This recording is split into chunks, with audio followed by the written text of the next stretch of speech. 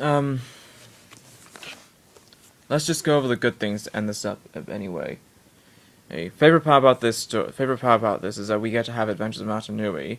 The start of Tinseltown Tunes and the start of Tinseltown Tunes is CGI, which of course we now know that actually referred to as Threshold Animation Studios, and the start of the next Bionicle era. And yeah, let's say 2 sequels did come out, and I could reveal how they go, and I could reveal favorite story elements of how they go. No, Martineau having adventures, where this is the first time he begins having adventures, because he usually slept from 2001. He usually was in a coma for 2008. In 2008, now he has a new era story. In 2009, he now has a story. He then begins to know how to use. He begins to learn using mass power. He begins having weapons and begins fighting. And he begins to train to become an experienced fighter in Baramagna. Yeah. How beings in another world, how he's a stranger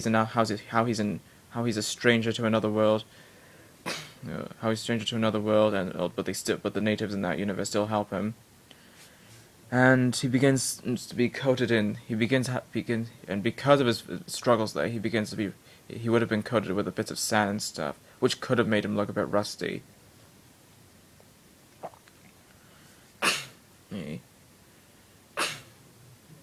And the fighting, and where we get to see him fighting against a big guy. Yes, the fight is a bit short. Yes, the fight against Sumo was a bit short, but at least we get to see him. At least we get to see him as a veteran fighter. At least, so at least we get to see that. And the fight against the Skrull, of course, alongside with all the other Glatorian, in which they show like 5 seconds of each. 5 seconds each of Matanui fighting, then Akka, then Takina, then Gresh.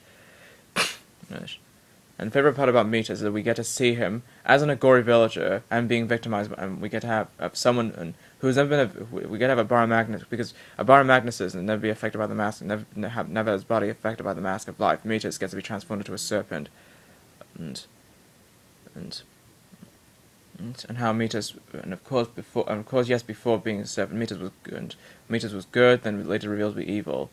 Which, of course, yes, of course, throughout because according to the Empire of the Scroll storyline, during the whole point of the film, before he revealed his evil plot, before he reveals he was evil, during times when he was driving Martinui to Volcanus, doing a competition between Tarax and Vastus and Tazara, he was still evil, but it wasn't, but he couldn't afford to reveal it yet until Tuma's defeat. And kind of how Martineau tried to struggle hard, and how the Glatorian now become natives to carry elemental powers, how the Skrull and Boners become united, because of course Akka says because Akka's right, it was impossible because they're right, because the two tribes are competitive to each other, and but engineered by the same villager. If who knew that the Glatorian arena would, because as Mitas knew the Glatorian arena is pointless, and decides to get his hands on all that victory himself by destroying all the tribes competing for the same thing, and because of the Glatorian know, they decide to unite too. So we could have united people, and kind of how they discovered another robot, it would have been an opportunity to use that to fight against Pterodax and stuff. And the favorite part about these films is how Michael Dorn, for example, uses his original vocals. You know how he you know how he talks regularly in interviews and stuff. That's what he sounds like in that's what Martinelli sounds like in this film. Alongside with Gresh's actor and Kina's actor, and yeah. And kind of how we get to see either a vehicle. We have a vehicle situation, because in the Miramax versions of the films they don't even have vehicles, and so there's not even a vehicle struggle. And you know, other films were like The Dark Knight. There was a vehicle bloated. There was a bloated vehicle chase. You know, that convoy scene when the Joker tried to catch Harvey Dent, that kind of thing. There were so many vehicles. There was so many vehicle struggles in every film in the world, and this is the only film so far to have that.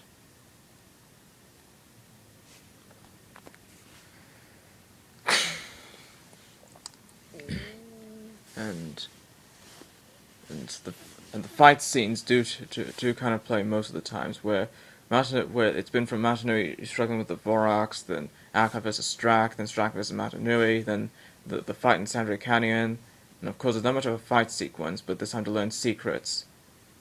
But this time to learn secrets such as when they reach the way to the cabin, Matanui begins to recognize the place.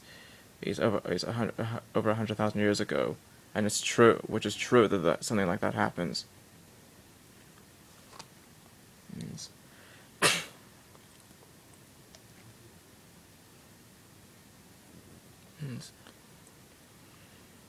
And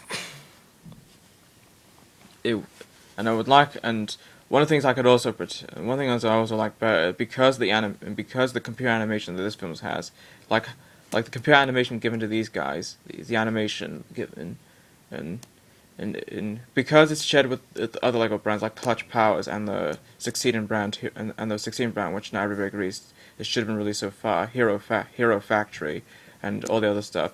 Because they all just seem to be out, there could be a. I would like better if Bionicle did come back, but to focus all the other LEGO brands, they would have done what's called a crossover between them, Hero Factory, Clutch Powers, everyone, you name it, which is a similar idea, which a crossover idea is similar to Marvel with the Avengers and DC with Justice League. We do have the crossover with DC's Justice League, and this time we have a recent crossover with the Avengers. But yeah, I do kind of like to see a crossover between them, Hero Factory, and all the other LEGO brands to share the same animation. And if they do, that means they have to they have to rely on whatever studio agrees to hold the rights to that, because Warner Brothers already did the television show of Hero Factory alongside that, while Universal did this in Clutch Powers and stuff. So it would be a debate on that. But yeah, the favorite part about the ending is that yes, it's not much what everyone thinks. But what I liked about it is that he says our quest begins. So that means that's where the story would have continuated. If they did do 2 more sequels, so that's why they would have did 2 more sequels. The favorite part of the Maze Revenge thing they did is that it did while it relates to the character's is that the character's rest talking about the dangers expect. So we get at least have that at least. I think that's all I can say so far for this film, unless there are more elements which I could reveal when I do shared links, when I do shared throwbacks with the entire Bionicle film series. And so yeah, this film is kind of like 8 out of 10. It's kind of like 8 out of 10. It's not much of a disappointment, and of course everyone can say which everyone did say it is a disappointment compared to these films, but not much of a disappointment from what I think. And second of all, this is just a start of LEGO's work, and I think, and the reason they're a bit sarcastic, yes, they are high-paid budgeted people, the companies are high-paid budgeted people around the world, is that LEGO wants to move on to becoming more of a sarcastic element, to be more of a sarcastic element. And if you saw Clutch Powers if you guys saw the Clutch Powers film in the Hero Factory series, not to mention Ninjago and stuff, all these characters were a bit sarcastic, were too much sarcastic. And so were the music and stuff.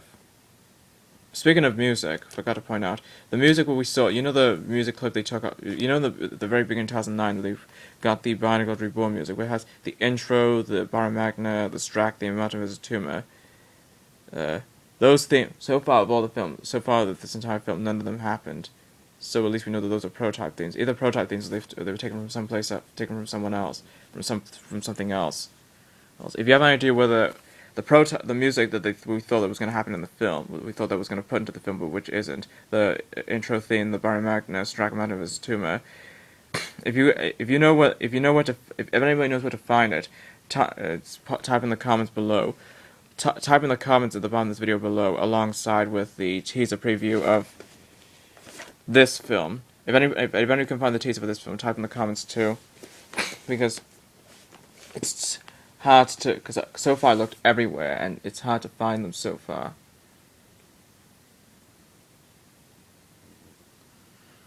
But yeah, this film. So yeah, this film. The film is good on. The film is good on things that I like about it. And this is after 4 years I've managed to film this, and I'm saying, and this is Tarmata 1888 signing off. Next time with the Battle Bar Magna. This time to talk about the Battle Bar Magna and the Hero Factory series, because I could reveal least favorite parts and some favorite parts. So yeah, Tarmata 1888 signing off.